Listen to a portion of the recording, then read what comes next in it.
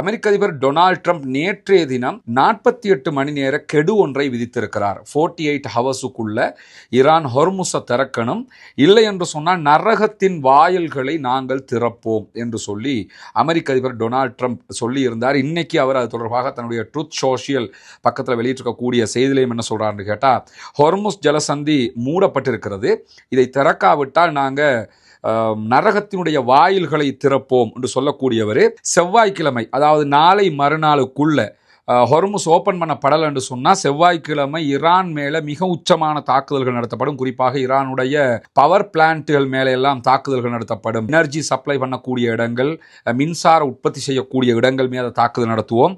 அதே போன்று பாலங்களை தகர்ப்போம். அவர் சொல்லும் போது என்ன சொல்றாருன்னு கேட்டால் பிரிட்ஜ் டே ஆகும் அப்படிங்கிறாரு.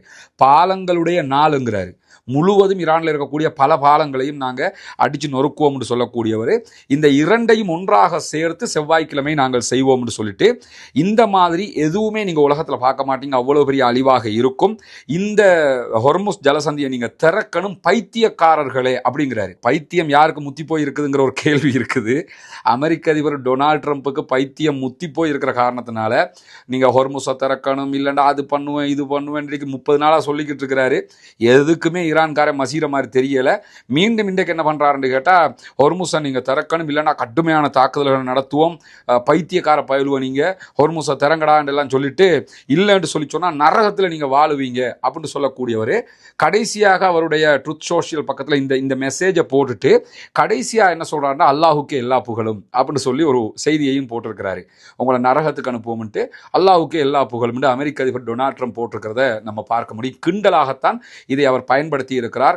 உலக முஸ்லிம்களுடைய கண்டனத்தை பெறுகிற ஒரு காரியமாகவும் இதை நம்ம பார்க்க முடியும். இப்படியான ஒரு சூழல்ல தான் அமெரிக்க அதிபருடைய இந்த அறிவிப்பு வந்ததற்கு பிறகு உடனடியாக ஈரான் எதிர்வினையாற்றி இருக்கிறது.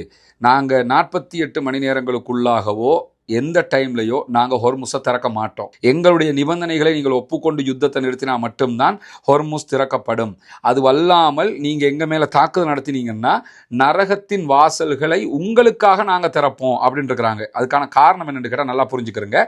ஈரான் இதுவரைக்கும் இந்த யுத்தத்தில் க்ரூஸ் வகை ஏவுகணைகளை ஓரிரு தடவைகள் மாத்திரம்தான் பயன்படுத்தி இருக்கிறார்கள். அவங்க பேலிஸ்ட் பயன்படுத்துகிறாங்க, சூப்பர்சோனிக், ஹைப்பர்சோனிக் எல்லாம் பயன்படுத்துகிறாங்க, பல வகையான ஏவுகணைகள் எல்லாம் பயன்படுத்துகிறாங்க. ஆனால் க்ரூஸ் வகையான ஏவுகணைகள் கடலில் கப்பல்கள் மீதான தாக்குதலுக்கு பயன்படுத்தப்படக்கூடியது. அவற்றையெல்லாம் அவங்க இன்னும் பயன்படுத்தவே இல்லை. இன்னும் ஈரான்ட்ட என்னென்ன ஆயுதம் இருக்குன்னு யாருக்கும் தெரியல, ஈரான்காரங்களை தவிர அல்லாஹுக்கு தான் தெரியுங்கிற அடிப்படையில் தான் இருக்கக்கூடிய ஒரு நிலை.